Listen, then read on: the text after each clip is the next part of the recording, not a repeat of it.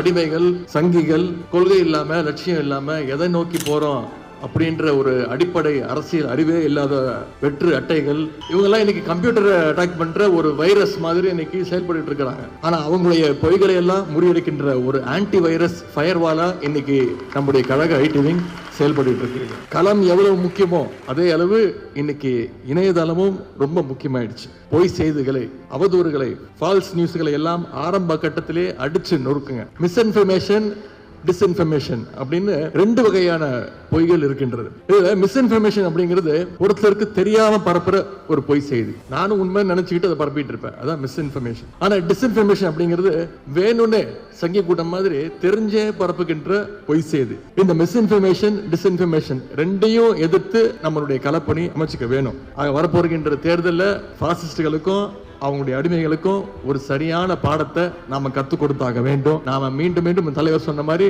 டெல்லிக்கு தமிழ்நாடு என்னைக்குமே out of control தான் அப்படிங்கறத நாம நிரூபிச்சு காட்டணும்.